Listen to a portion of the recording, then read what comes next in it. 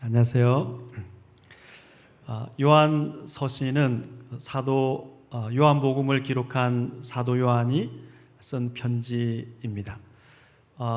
요한 서신에서 요한 1서에서 요한은 하나님이 누구신가를 설명하고 하나님의 이 성품을 따라서 성도들이 살아갈 것을 가르치고 있습니다. 오늘 본문에서 요한은 하나님은 사랑이시고 하나님의 자녀는 사랑하는 삶을 살도록 부름을 받았다라고 가르칩니다. 먼저 요한은 성도들을 부를 때 사랑하는 여러분 이렇게 부릅니다. 사랑을 받는 여러분, 사랑받는 자들이라고 성도들을 규정합니다. 예수님이 세례를 받으셨을 때 하늘에서 들린 하나님의 음성은 이는 내 사랑하는 아들이요. 하나님이 예수님을 사랑하셨고 예수님은 사랑받는 아들이었습니다. 마찬가지로 성도들은 사랑받는 사람들, 사랑받는 자들입니다. 서로 사랑합시다라고 요한이 이야기합니다. 왜 우리가 서로 사랑해야 되는가? 이유를 설명하는데 사랑은 하나님께 속한 것이기 때문입니다. 하나님의 성도들은 하나님의 자녀들이고 하나님의 자녀는 아버지의 성품이 사랑이기 때문에 사랑하는 사람들로 태어나서 서로 사랑해야 됩니다. 서로 사랑합시다라고 말합니다. 하나님에게서 하나님으로부터 이 말은 출처를 가리킵니다. 사랑의 출처가 하나님입니다. 김씨 아버지에게서 태어난 자녀는 김씨 가정과 가문에 속하게 됩니다. 하나님 아버지에게서 태어난 사람은 자동적으로 사랑이신 하나님께 속하게 됩니다. 말하자면 하나님에게는 그 사랑이라는 성품이 있고 유전자가 있는 거죠. 그래서 하나님에게서 태어난 자녀들은 사랑의 유전자를 가지게 됩니다. 성령께서 그런 능력을 주셔서 우리가 하나님으로부터 태어날 때 그 사랑의 유전자를 가지고 태어난다. 그래서 사랑은 하나님께 속한 것이고 하나님으로부터 태어난 자녀들은 사랑을 가지고 있기 때문에 서로 가족끼리 사랑합시다라고 권면합니다. 하나님 아버지의 가족에 속한다는 것이 우리에게 어떤 의미가 있습니까? 고대 사회에서 가장이 가정을 돌보고 가정을 책임지는 것처럼 하나님 아버지께서 자녀들을 돌보십니다. 그것이 하나님의 돌보심이 하나님 아버지의 가족에 속한 의미입니다. 구약과 신약이 보여주는 구원의 목표, 하나님이 세우신 구원의 계획은 하나님의 가족을 만드는 것입니다. 하나님이 교회를 만들기 위해서 이 땅에 예수님을 보내셨습니다. 교회는 하나님의 목표입니다. 그러니까 교회가 소중하죠. 하나님의 교회는 하나님의 가족입니다. 하나님을 아버지로 모시고 있는 하나님의 보호를 받고 있는 가족이 바로 교회입니다. 수평적으로는 형제들끼리, 자매들끼리 서로 돌보고 사귀는 것, 그것이 교회가 존재하는 목표이고, 수직적으로는 하나님과 예수님과 교제하는 것, 사귀는 것이 또 우리 성도들, 가족의 목표입니다. 그래서 사도 요한은 편지 서두에서 1장 3절에서 이렇게 말했습니다. 사귐을 말했습니다. 그래서 가족이 서로 사랑하고 또 하나님과 사귀는 이 사귐이 코이노니아라는 말로 표현되는데, 이 코이노니아를 수평적으로 나누고 또 수직적으로 나누는 것, 그것이 가족으로 부름받은 사람들의 삶의 목표입니다. 신자는 어떻게 하나님의 자녀가 됩니까? 여기서 하나님에게서 났다, 태어났다 라는 표현이 나오는데, 하나님께서 어떻게 하나님의 자녀를 낳으셨는가를 설명하고 있습니다. 새 한글 성경, 최근에 이제 번역된 성경인데 3장 1절을 보면 이런 표현이 있습니다. 보십시오. 아버지께서 우리에게 얼마나 큰 사랑을 베풀어 주셔서 우리가 하나님의 자녀라고 부르게 되었는지를요. 그러니까 아버지께서 얼마나 큰 사랑을 우리에게 베푸셔서 우리가 하나님의 자녀로 불리게 되었는지 한번 생각해 보십시오. 이 뜻입니다. 3장 1절 이 말씀은 하나님이 우리의 아버지시고 이 아버지께서 큰 사랑으로 우리를 자녀 삼으셨다라는 내용을 말하고 있습니다. 하나님이 베푸신 큰 사랑은 바로 독생자를 십자가에 내어주신 사랑입니다. 그래서 하나님으로부터 태어났다, 하나님에게서 출생했다라는 이 사실은 오직 하나님의 큰 사랑 때문에 가능하게 된 것입니다. 성경의 언어를 사용해 보면 오직 은혜로, 자연 출생이 아니라 오직 은혜로 하나님의 자녀로 우리가 탄생하게 되었습니다. 비슷한 표현이 요한이 기록한 요한복음 1장 12, 13절에 나옵니다. 영접하는 자 곧 그 이름을 믿는 자들에게는 하나님의 자녀가 되는 권세를 주셨으니 이는 혈통으로나 육정으로나 사람의 뜻으로 태어나지 아니하고 오직 하나님께로부터 난 자들이니라. 하나님의 자녀들은 오직 하나님의 은혜로 하나님의 뜻에 따라서 태어나는 것이지 어떤 가족 배경이나 사람의 능력이나 그런 자질을 통해서 자연 출생적으로 태어나는 것이 아니라고 말합니다. 하나님 아버지의 가족에 속하는 자녀는 자동적으로 그 가족의 전통을 지키게 되어 있습니다. 하나님의 가족은 사랑을 가훈으로 삼고 있습니다. 사랑이 하나님 가족의 전통입니다. 사랑은 이 편지를 받고 있는 독자들이 태어나기 전부터, 영적으로 태어나기 전부터 하나님께서 영원 전부터 하나님 가족의 전통으로 삼으신 것입니다. 그래서 하나님 가족의 전통은 사랑이고 하나님으로부터 태어난 사람들은 자동적으로 이 사랑의 전통을 지키는 그 의무를 짊어지게 됩니다. 사랑은 독생자를 보내신 것에서 드러난 것처럼 사랑은 희생입니다. 그래서 하나님의 가족에 속한 사람들은 이 희생을 베푸는 그러한 그 가족의 전통을 지키는 그러한 이제 임무를 받게 되었습니다. 그래서 사랑함으로써 우리가 하나님의 가족에 속해 있고 사랑함으로써 하나님 가족의 전통을 지키고 있음을 입증하는 것입니다. 참 그리스도인과 그 맹목상 그리스도인을 구분하는 중요한 잣대는 바로 사랑입니다.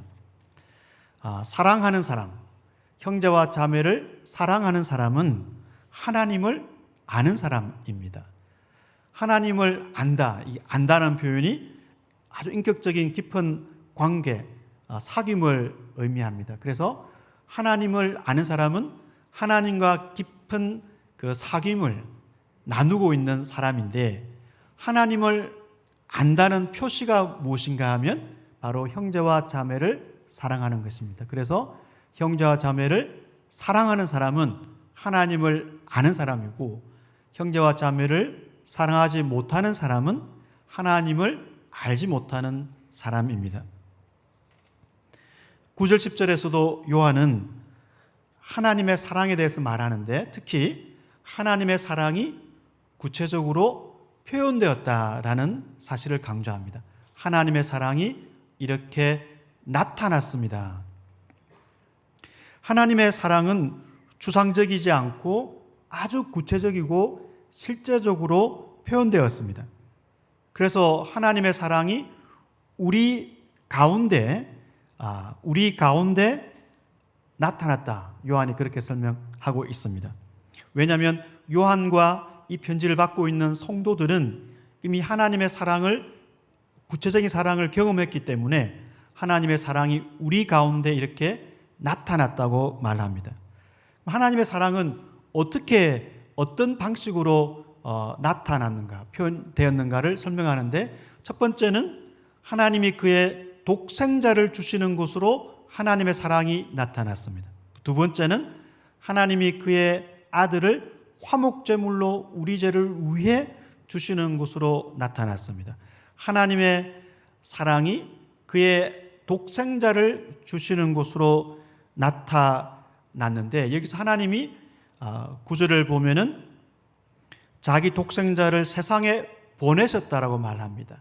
보내셨다는 이 과거를 말하고 있죠. 그래서 하나님께서 독생자를 보내신 그 골고다에서 예수님이 십자가에 죽으신 사건은 실제로 일어난 과거에 나타난 구체적인 사건이었습니다. 요한복음 3장 16절, 하나님이 세상을 이처럼 사랑하사 독생자를 주셨으니 이는 그를 믿는 자마다 멸망하지 않고 영생을 얻게 하려 하심이라. 하나님이 세상을 사랑하신 방식이 그의 독생자를 보내주시는 것이었습니다. 독생자는 유일한 아들, 유일한 자녀라는 뜻도 있고 사랑하는 자녀라는 뜻도 있습니다. 예를 들어서 창세기 22장을 보면 아브라함의 아들 이삭을 표현할 때 하나님께서 너의 독자 사랑하는 아들이라고 표현을 했고, 또 다른 본문을 보면 독생자를 사랑하는 아들로 표현을 했습니다. 독생자는 유일한 아들이면서 하나님이 사랑하셨던 아들이죠.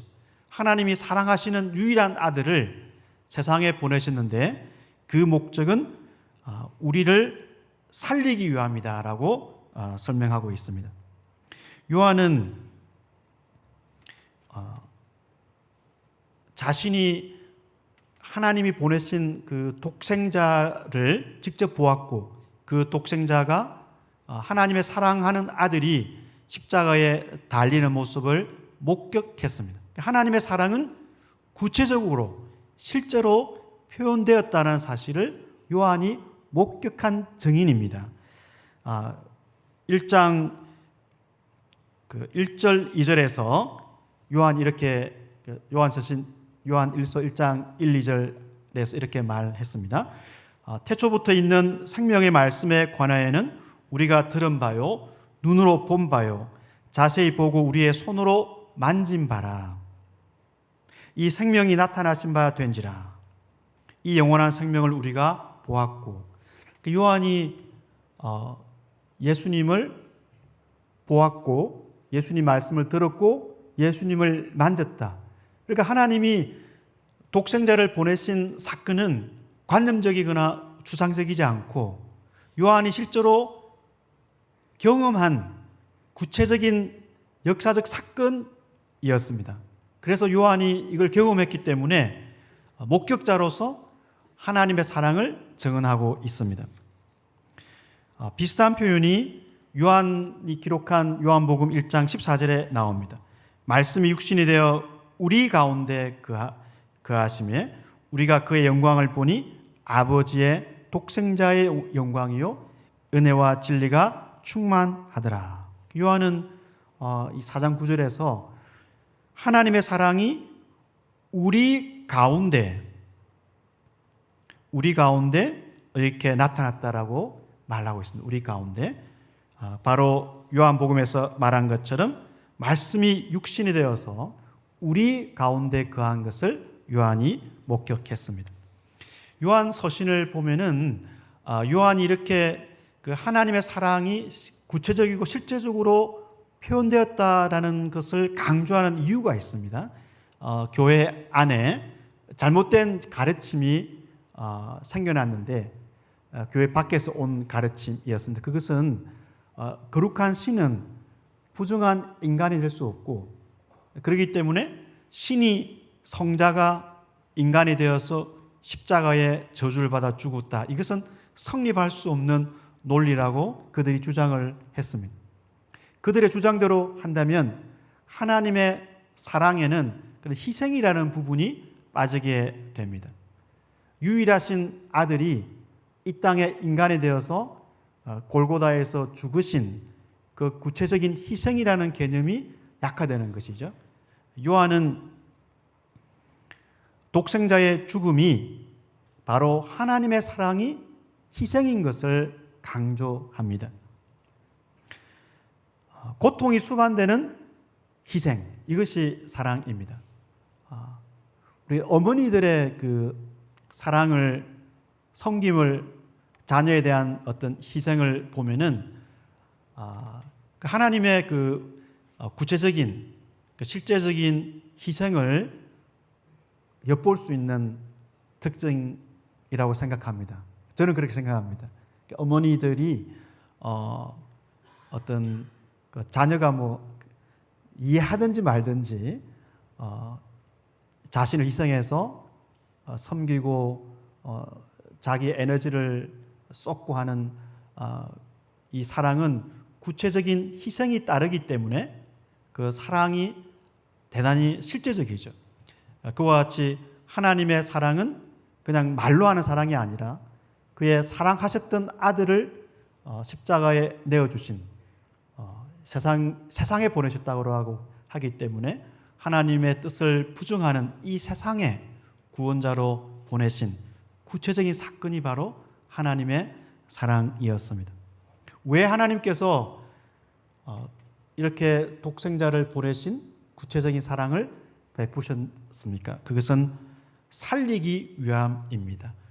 우리가 살 수 있도록 하나님이 우리를 사랑하셨습니다. 우리가 산다는 것은 우리가 영생을 얻는 것도 포함하고 또 우리가 이 세상에서 지금 살아가는 것도 포함하고 있습니다. 하나님이 우리에게 사랑을 보여주신 이유는 우리가 영생을 얻고 우리가 이 험한 세상에서 예상치 못한 일을 만날 때나 또 예상보다 큰 일을 만날 때나 정말 납득할 수 없는 그런 비극적인 상황을 맞을 때나 우리가 이 세상에서 넘어지지 않고 살아갈 수 있도록 하나님이 우리를 사랑하셨습니다. 그래서 하나님의 사랑이 이 세상을 살아갈 수 있는 힘입니다. 이 사랑은 구체적인 희생이기 때문에 우리가 이 사랑에 의지할 때 이 세상을 이길 수 있는 용기와 힘을 얻을 수 있습니다. 요한은 그 5장 4절에서 무릇 하나님께로부터 난 자마다 세상을 이기느니라 라고 말합니다. 하나님께 속한 사람, 하나님에게서 태어난 자녀는 그 하나님의 사랑이 우리를 낳았기 때문에 우리가 이 세상을 이긴다라고 선포하고 있습니다. 하나님의 사랑이 세상을 이길 수 있는 힘을 줍니다. 제가 대학 1학년 때 그 수련회에 참석해서 설교를 통해서 그 십자가에 죽으신 예수님의 사랑이 저의 죄를 위한 것임을 깨닫게 되었습니다. 물론 이제 교회를 어릴 때부터 다녔지만 그 설교자가 누군지 기억은 잘 안 나는데 그 설교 말씀을 통해서 하나님의 그 사랑이 구체적으로 제 마음 가운데 강력하게 임했습니다. 그때부터 제가 새로운 그 인생의 방향을 잡고 새로운 인생을 살아야 되겠다라는 결단을 하게 되었습니다. 그 이후로 제가 그 많은 어려움이나 또 예상치 못한 인생의 진로를 만날 때마다 돌아보면 이 하나님의 사랑에 의지해서 기도하고 하나님의 사랑에 의지해서 의심하지 않고 살아갈 때 그런 어려움들을 극복할 수 있다라는 생각이 이 본문을 보면서 떠오릅니다. 저와 여러분에게는 이 세상에 살아가면서 그러한 그 어려움들이나 또 우리가 만들어낸 어려움을 만날 수가 있습니다. 그때마다 이 세상을 이길 수 있는, 또 이 세상에서 살아갈 수 있는 힘이, 살아날 수 있는 힘이 바로 하나님의 희생에서 온다는 것을 오늘 본문에서 배울 수 있습니다. 하나님의 사랑은 결코 추상적이거나 관념적인 것이 아니라 실제적인 희생이기 때문에 우리가 하나님의 자녀가 되었다는 이 은혜 기초에서 하나님께 기도하고 이 사랑에 의지해서 문제를 극복할 수 있습니다. 성경에서 말하는 복음이 무엇일까요? 성경에서 말하는 복음은 하나님이 우리를 통치하신다라는 것이 가장 기쁜 소식, 복음입니다. 이스라엘 백성들도 복음을 그렇게 이사야 52장 7절에 기초해서 하나님 우리를 다스리신다, 이것을 복음으로 고백했습니다. 하나님이 우리를 왕으로 다스릴 뿐만 아니라 우리의 아버지로서 우리를 돌보시는 소식, 이것이 복음입니다. 우리가 하나님의 자녀가 되고 하나님이 우리의 아버지가 되신 것, 이것이 복음입니다. 이것이 가장 기쁜 소식입니다. 우리의 노력으로 얻을 수 없는 것, 오직 하나님께서 은혜로 자기 아들을 내어주심으로써 만들어주신 소식, 그것이 바로 우리가 하나님의 자녀가 되었다는 기쁜 소식입니다. 하나님께서 우리를 사랑으로 낳으셨고 이 사랑에 의지해서 우리에게 좌절감이나 우울함이 닥쳐올 때 어려움을 극복할 수 있습니다. 이 힘은 우리 내부에서 오는 것이 아니라 우리를 사랑하신 하나님에게서 오기 때문에 우리가 이 어려움이 올 때마다 사랑의 하나님께 의지할 수 있습니다.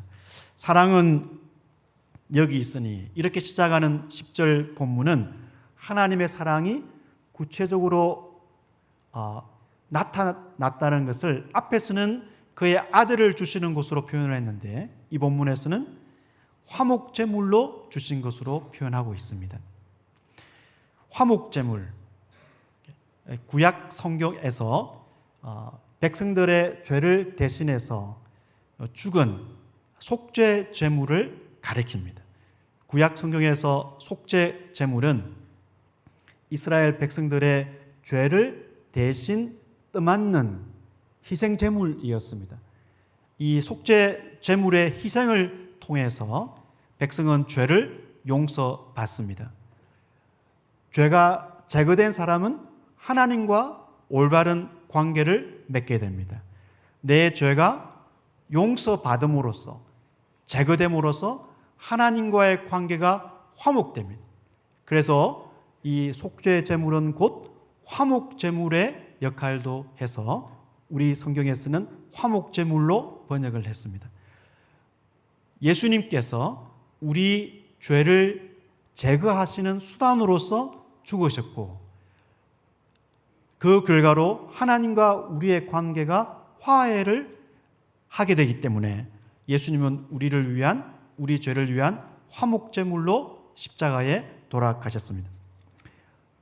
이 방식은 속죄제물을 통해서, 화목제물을 통해서 하나님의 자녀가 될 수 있는, 하나님의 용서를 받을 수 있는 이 방식은 하나님이 만드신 것입니다. 왜냐하면 하나님이 먼저 사랑하셨기 때문에 인생을 구원하기 위해서 이 방식을 만들어 주셨습니다. 이스라엘 백성들이 하나님을 사랑하기 위하여 노력한 결과로 하나님의 자녀가 되거나 하나님의 사랑을 받아낸 것이 아닙니다.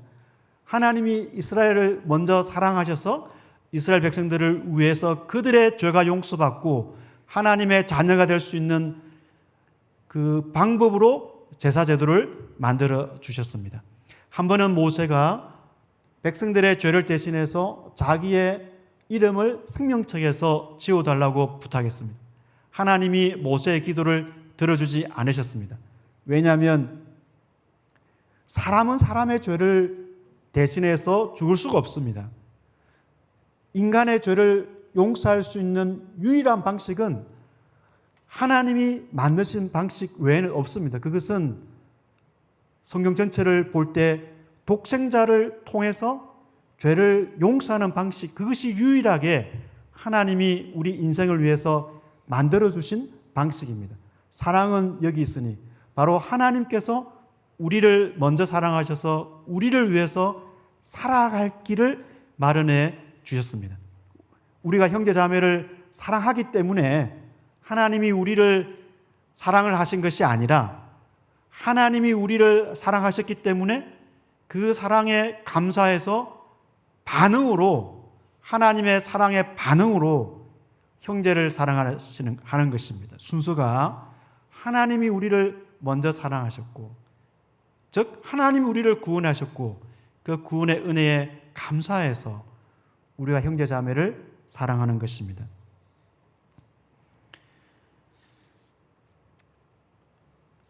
여기서 하나님의 사랑이 구체적으로 독생자를 화목제물로 내어주시는 것으로 나타났기 때문에 형제를 향한 사랑도 구체적으로 나타나야 된다는 논리가 나오게 됩니다. 인간은 하나님이 계획하신 방법 외에는 죄를 용서받을 수 없고 하나님의 심판에서 피할 수가 없습니다. 하나님이 우리를 먼저 사랑하셔서 만드신 방식은 예수님의 희생입니다. 바로 하나님이 우리를 용서하시는 수단으로 예수님을 보내셨습니다. 요한의 편지를 받고 있는 독자들, 지금 저와 여러분은 우리의 죄를 용서하기 위해서 하나님이 보내신 독생자, 이 독생자의 희생을 통해서 하나님의 사랑을 먼저 받았습니다. 그래서 이 사랑에 대한 반응으로 우리는 이웃을 사랑하게 됩니다. 그만큼 하나님의 사랑이 그의 아들을 화목제물로 내어주는 식으로 구체적으로 나타나게 되었습니다. 구체적인 희생으로 나타났습니다. 하나님의 사랑이 구체적이고 실제적이었기 때문에 하나님의 자녀들도 가족을 구체적으로 실제적으로 도와야 된다는 것이 요한 서신의 가르침입니다. 또 하나님이 먼저 우리를 사랑하신 것처럼 우리도 형제 자매의 아픔을 먼저 돌아보는 논리가 나오게 됩니다. 요한 1서 3장 16절부터 18절까지 내용을 제가 읽고 설교를 마감하고자 합니다.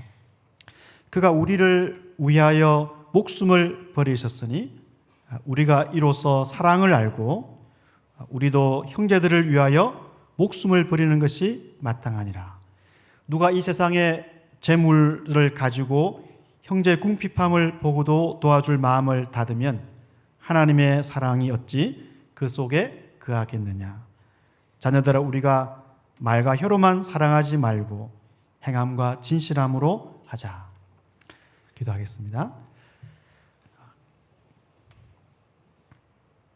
하나님 아버지,